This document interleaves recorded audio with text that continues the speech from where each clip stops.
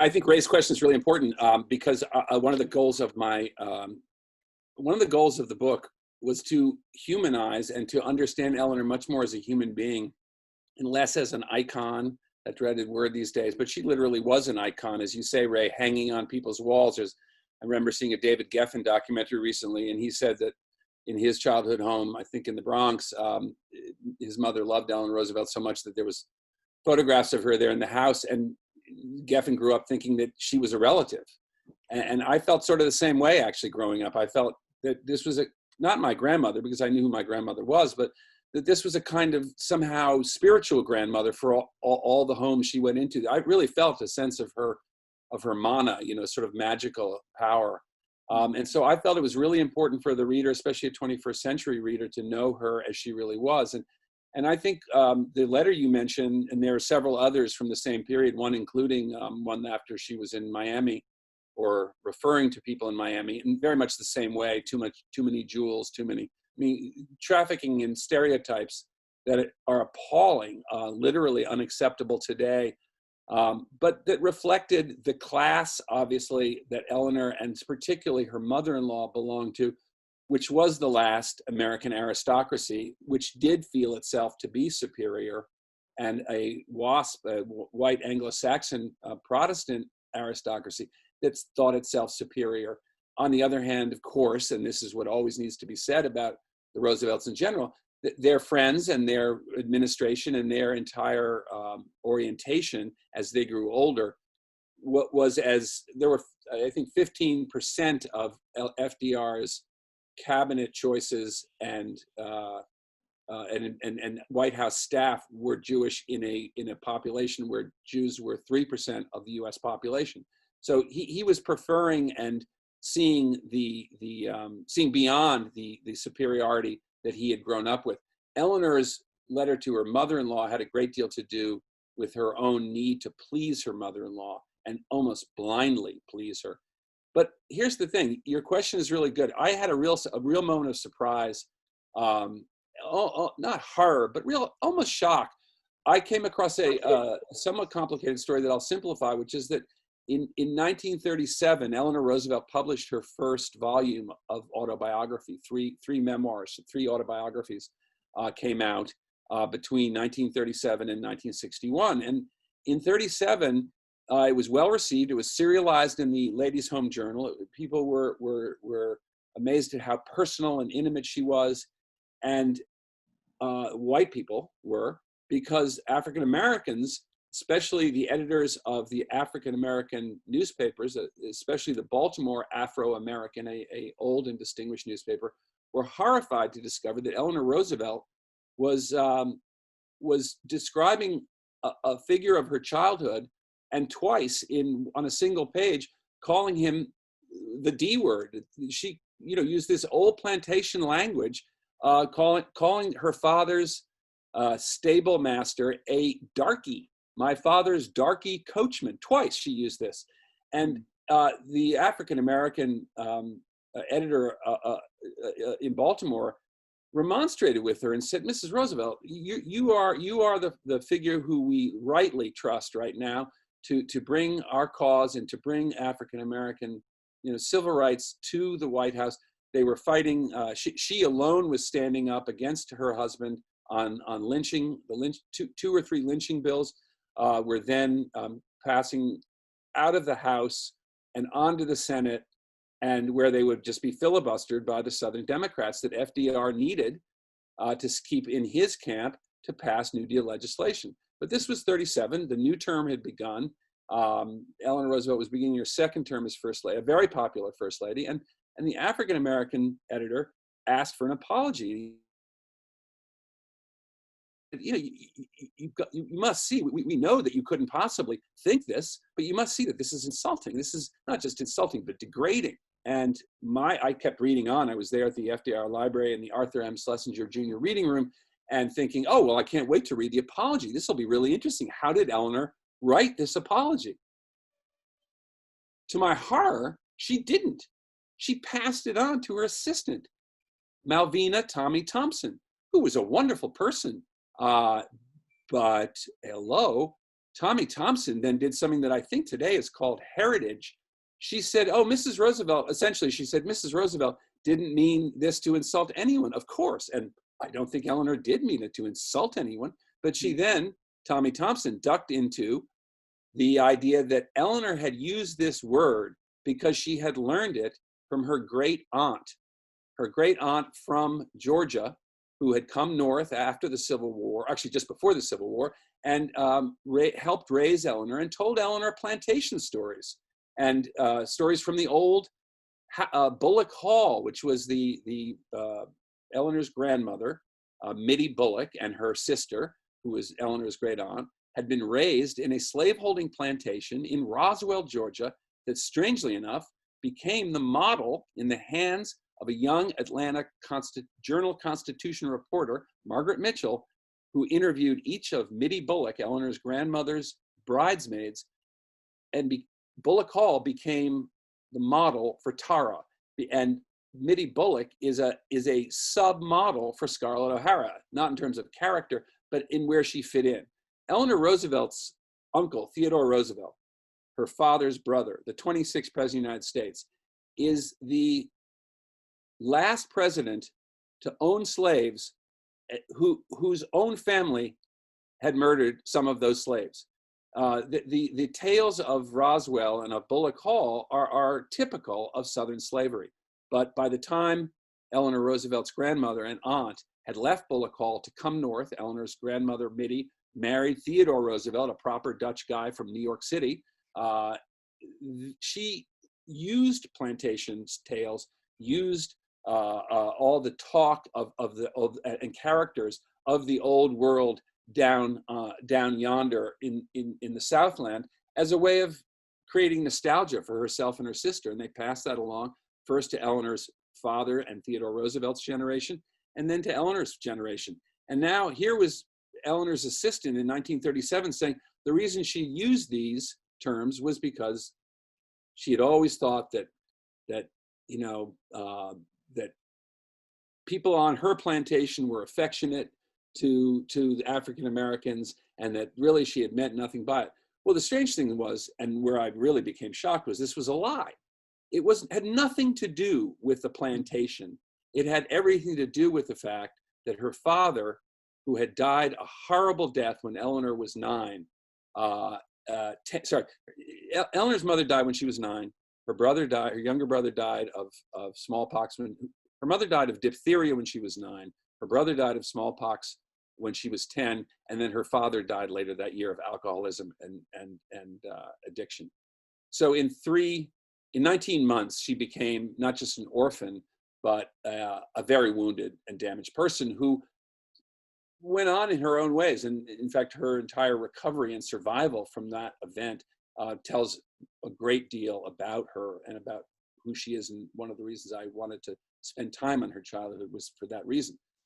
But in the last days of her father's life, her father had been banished to Abingdon, Virginia, down near the West Virginia border. He had been given a nominal job, but basically he was drinking and taking laudanum, an opiate. He was drinking himself to death, taking opiates. So he was addicted. And he was looked after by an African-American guy named John Smith, who was 39 years old, who had a job as a stable master. But he mostly was looking after Elliott Roosevelt to make sure Elliott Roosevelt didn't kill himself. He would often get drunk and ignite, lamps, oil lamps and things, and start fires. And he was a terrible menace to himself and everyone around him. And he filled Elliott Roosevelt's letters to Eleanor, this man John Smith, who Eleanor's father would refer to by the D word, saying, "My darky coachman." All the language that appeared in Eleanor's autobiography was language that directly had come from her father, and she was actually not describing the plantation in Georgia on page whatever it is of her autobiography. She was describing her father's coachman, his stable master, and using the same language her father had used, and she was familiar with because she had published a book 5 years earlier of her father's letters. That's another story. Point here being that Eleanor finally did apologize to one man who wrote her. She always responded best to individuals, and a guy from the Tuskegee in wrote her and said, "How can a great American woman do this? Honestly, Mrs. Roosevelt, this is beneath you. Your dignity is at stake here. Please respond to me." And she did. And she said, essentially, again, it sort of startled me, but she said, "You're right, and I didn't mean to hurt you. What do you prefer?" Which was nice, I guess. But I thought, what do you prefer? The condescension in it was nearly unbearable, and out of tune. It wasn't the person that I thought she would be in those circumstances. But then this was the real shock. And this was the part where I really thought, which was the African-American newspapers, and particularly the Baltimore Afro-American, said, "Look, you have to change this in the book." And it was in the Saturday Ladies' Home Journal at that point. So the book was this was April, and the book was coming out in the fall. And she promised, as did her assistant, Tommy Thompson, to whomever asked, "Yes, we were changing this in the book." But she didn't. It never changed. The editions I have here of this book still have this in it in 1937. It finally changed in 1961 when it all turned into one volume, an omnibus volume. What is stunning to me about this is that it was still there in its reprinted version when I began. And I thought, this is so weird. I just don't get it. And it's the same kind of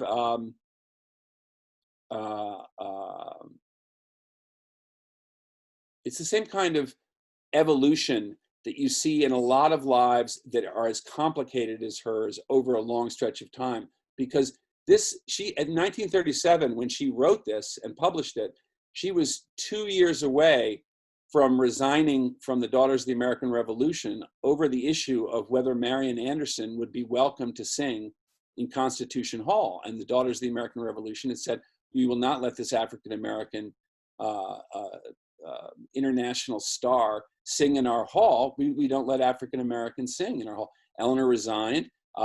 She bumped it over to Harold Ickes at the Department of Interior, who made the Lincoln Memorial available for Marian Anderson, and the first, essentially, civil rights concert was sung there on Easter Sunday, 1939, one of the famous events of the Roosevelt administration and of Eleanor's overt participation in civil rights. She was, at that point in 37, the de facto intermediary between African Americans and the white power establishment, and specifically the government of the United States. She was the one who brought the NAACP into the president's office to discuss and find out what could be done now for the sleeping car porters who were threatening to strike in Washington, and so forth and so on. In 1938, very famously, I don't know if you remember, but in To Kill a Mockingbird, in the movie, I'm not sure if it's in the book, but in the movie, when in the courtroom, as Atticus Finch passes under the balcony where the African-American population of Macomb is restricted to the balcony, one of the women in the front row, fanning herself, says to another woman to her left, actually, sorry, it's in the book, it's not in the movie. "I just don't understand how Eleanor Roosevelt, what she thought she was doing. She must have been crazy going down there and thinking she could sit with them." And what she was talking about was Birmingham, Alabama, 1938. Bull Connor, the then young Bull Connor, surrounded an auditorium where Black and white educators and organizers and politicians and thinkers and writers were all meeting to figure out how to go forward in the South on the issue of civil rights, on the issue of race. And Eleanor and Bull Connor's men had literally pulled a rope down the middle of the auditorium, declaring that by law, by local Jim Crow law, Blacks and whites were not allowed to even be in the building together, let alone sit, except on either sides of either side of the line. And Eleanor Roosevelt famously put her chair in the middle and sat right down in between them, being once again the intermediary and dramatizing that change was now coming. And it was a clarion call that was answered slowly, and really the war solved nothing, but at least began the process that Harry Truman finally completed of integrating the Army. Finally, after Roosevelt couldn't do it, Eleanor tried to get African American women to serve in the nursing corps and various other, and as WACs and as, but the Roosevelts were were slow walking civil rights from 36, when FDR's landslide took place and African Americans had finally embraced him. In 32, African Americans did not believe in Franklin Roosevelt. They thought he was not on their side. By 36, they did, and largely it was because of Eleanor. And by 41, 42, you would have thought there would have been more. There would have been an immediate movement to bring African Americans into the armed services, but no, it did have to wait till Harry Truman. So when you get, as with all biography, when you get into the underbrush and start seeing the progress that is made by people we now see as great avatars of civil rights, it's always about the politics. It's always about the compromises, and boy, there isn't that democracy. But with Eleanor, it's very difficult to see how slow she did have to walk it, how slow change did come, and in her own personal evolution, it definitely came. There's no question about it, and really fundamentally with Eleanor, it's about her responses, always about her responses to individuals, and her humanity really came out of a need to help people, and out of a need in her own life to make things good and make things right, because so many bad things had happened to her family, to her mother and father, one of her younger brothers, and even the second younger brother who did survive, who drank himself to death just as their father had. There was always a sense of disappointment and always a sense that she was being undercut by those around her, so much so that she managed the trick of turning her own sorrow and her own pain into the need for others not to go through that, for herself to be the agent of change in other people's lives.